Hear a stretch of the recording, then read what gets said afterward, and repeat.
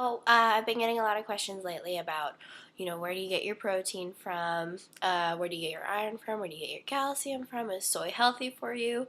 Will soy make me have man boobs? How do you live like that? We're going to be answering those questions for you. But first, I want to talk about the most common myth, the protein myth.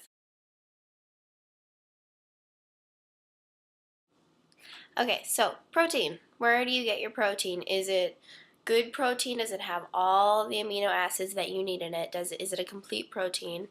And all of that nonsense. Well, for one thing, let's start off with basic animal protein and what that really means for you. Animal protein is harder to digest and get into your system than plant protein because your body has to break down that protein, break it down to its basic enzymes, then build it back up to being a protein. Because what you're getting is second-hand protein. It's not from the original source. Where do your animals get your protein? From the plants they eat. Why? Because that's where we get everything. From the basic animals, your herbivores, you get everything, you know?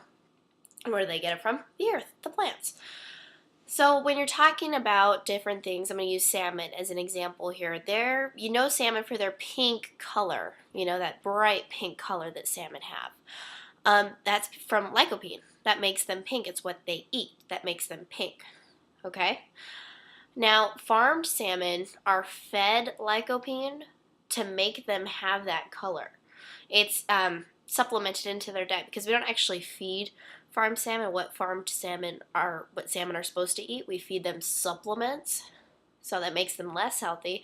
But because you wouldn't want to eat a yellow or ugly colored salmon, we add in this lycopene that makes them have that color. It's the same thing when you're eating animal protein. You're eating in the protein that we supplement to them. It's not good protein. It's not the natural protein that you're supposed to get. You can get your protein from so many other places that don't have the, classic fatty animal protein that's attached to them that makes them difficult to digest and difficult to get into your system. Some of those sources are the obvious, soy, but if you hate soy, because a lot of people do, you can get it through other things. You can get it from broccoli, from your legumes, from your whole grains, from, everything. You don't need animals to get your protein. It's easier and better for you not to.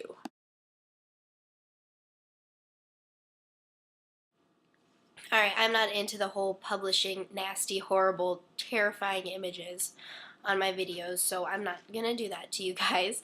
I know this is going up on my YouTube, which is not my usual outlet for this kind of thing, but it's still kind of the same audience, So I'm gonna instead describe this to you in a non-horrifying manner. I get a lot of people saying, well, cows don't die from the dairy industry. Nothing's killed, they get to live their lives. They're milked, they enjoy being milked. They like it, they need it, it's good, right? No.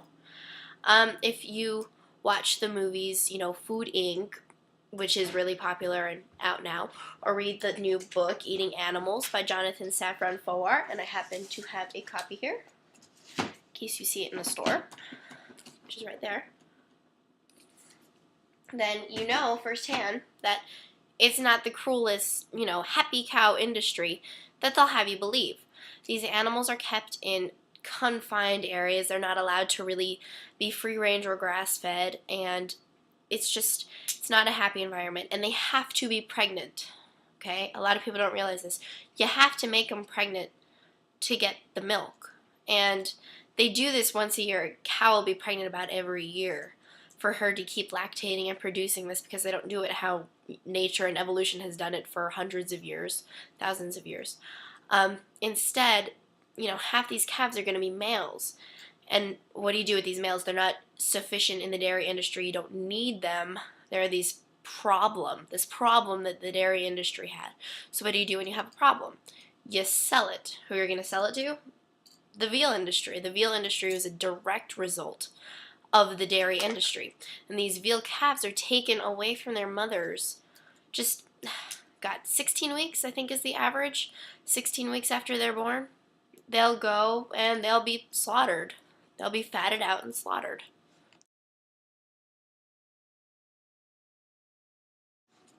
Okay, is soy bad for you? No, soy is not bad for you. Asian countries have been living off of fermented soy for thousands of years now. Soy is not going to kill you. It's not going to give you man boobs. It's not going to mess with your hormones. Yes, it does promote estrogen growth, but if you're an omnivore and you're watching this right now, go pick out 5 things from your kitchen, not raw process. I want pick 5 processed things from your kitchen, and look at the label at the bottom of the ingredients list. It should say contains wheat and protein, or not wheat and protein, wheat and soy. Sorry. Um, like almost all of the processed things that you eat contain soy. You're getting a lot of soy as it is right now. It's not like, you're suddenly going to wake up one day and have man boobs, or you're suddenly going to wake up one day and your whole menstrual cycle is going to be off. It's not going to happen. It's not going to happen at all. It's just silly. And if you don't like soy, don't eat it. There are so many other things to eat on a vegan diet. You can have almond milks, which are delicious, rice milks, which are fabulous. All of these are, of course, fortified and supplemented with non-animal ingredients, hopefully, or you should not be eating them. And tofu, I have never eaten tofu in my whole life. It does not sound appetizing. It looks nasty to me.